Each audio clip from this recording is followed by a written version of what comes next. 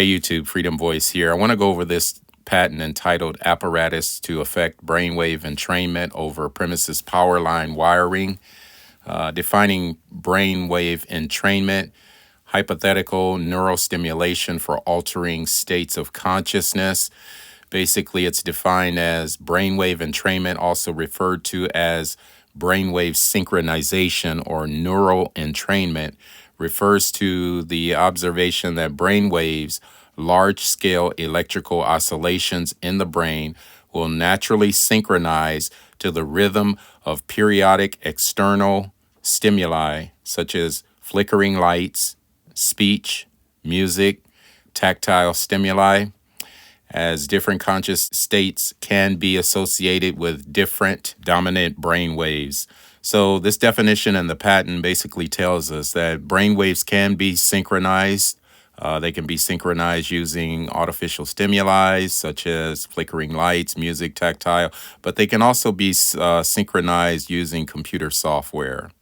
Going back to the patent here, it's an apparatus to affect brainwave entrainment over premises power line wiring.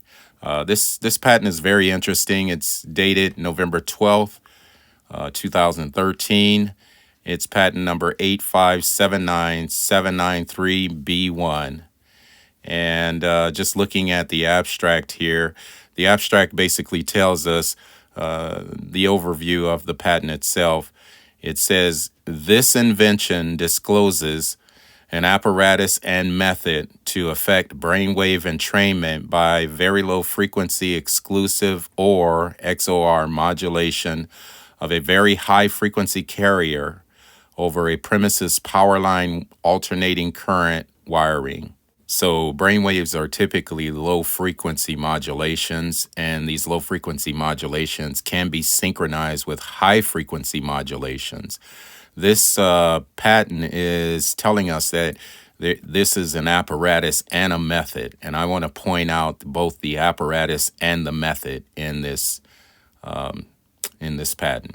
It goes on to say a microcontroller with stored program memory space is used to store and produce waveforms that lead to brainwave entrainment by controlling an H-bridge capable of generating bipolar square waves, which output is capacitive coupled to a premise AC power line and light sensing device used by the microcontroller can determine whether to produce daytime or nighttime entrainment frequencies. So here is figure 1 in the patent, and it basically points out or tells us that there's what's called the 24-hour circadian rhythm. You can see on the left there, number 41, it details the sleep cycles. Number 42, it details the wake cycles. In the sleep cycles, there are 5 stages. There's REM, stage 1, stage 2, stage 3, stage 4. And when you look at these different stages of sleep, there are different frequencies for each stage. And each frequency details how many pulses per second.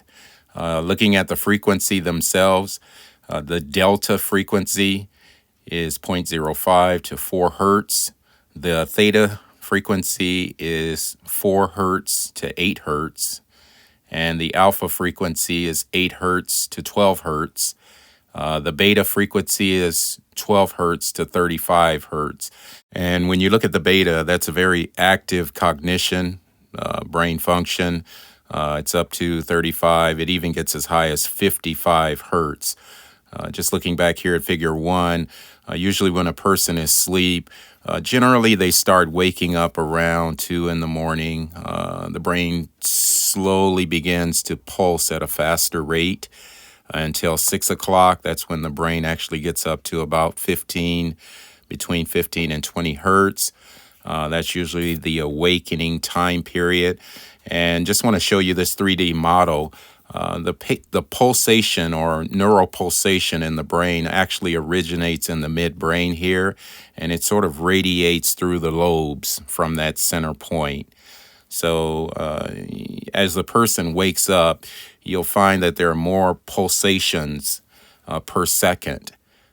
as time goes on. The brain is very cycle driven, and it goes through these cycles every day. When it gets up to its most active cycle or active pulsations, it's usually during the midday, during the time when it's light outside. And then around 6 o'clock, the brain gradually begins to slow down. But even between, the 6 in the morning and the 6 in the evening, you have these highs and lows, highs and lows. And that's kind of what the patent is pointing out here until the person's preparing for sleep, right around 8, 9 o'clock in the evening. If you'll notice the frequency of the brain right at 9 o'clock versus the frequency at the awakening hour at 6 in the morning, it's generally exactly the same. You can see that by the line straight across there. So this patent points out the fact that, usually when the person is waking up in the morning, the brain wave hertz or pulsations per second is right around between 15 and 20 hertz. And it actually points out also that when a person is asleep, it's at a slower rate.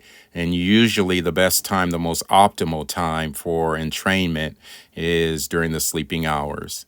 Again, when the person is preparing for sleep in the evening time, brain pulsation or hertz drop down to about 15 to 20 per second. And it continues to drop lower and lower until when the person finally goes to sleep, it's down between 2 and 5 hertz per second. And so the brain is at a very low resting pulse rate. Cognition is minimum. Of course, unless a person is dreaming, it actually rises a little higher. But the entrainment process is designed to sort of mimic that pulse rate of 2 to 5 pulses per second and to actually try to unencrypt it. That's the whole purpose of this patent. That's what they're trying to point out, is that they have software that can actually mimic that pulse rate of the brain in the evening hours, as well as during the day, but in the evening hours especially. And in fact, here's the figure 2B. This is actually pointing out what I just said. It's entitled a Prior Art Waveforms, Monopolar and Modulated PWM Pulses. You can see line item number 210 there. It's showing that very low frequency modulation or pulse. And then you can see line number 220. That's showing a residential 120 volt AC power pulse rate, 50 hertz a second. But going back up to line number 210, you can see that there is only 3 pulses per second. It's sort of enumerated by hertz or in hertz. It's 3 hertz. And so what it's demonstrating here is that these hertz are equivalent to the many pulses per second.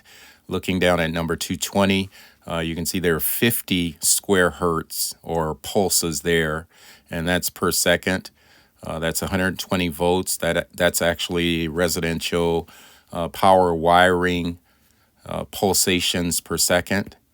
And then when you look down at line item number 230, this is sort of a computer generated pulse.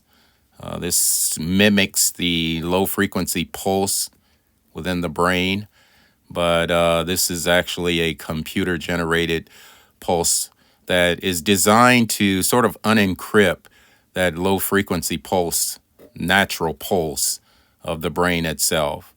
And the whole goal is synchronization. It's trying to synchronize with that natural brain cognition during the sleeping hours. And that's the reason why you can see the 8 pulses there.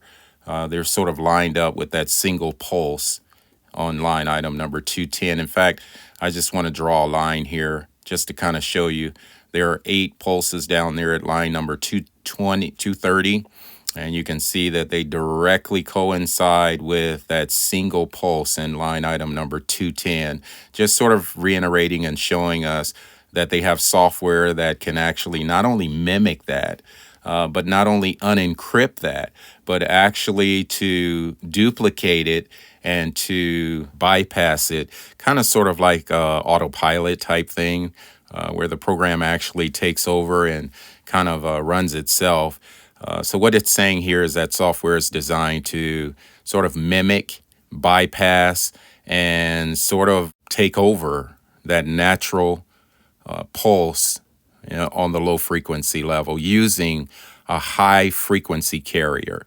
Now, this is in essence what we would consider today to be mind control. That's basically what we're talking about. That's what this is actually bringing out. And in the next video, I'm going to show you exactly how that works. It's titled Entrainment, Brainwave Entrainment.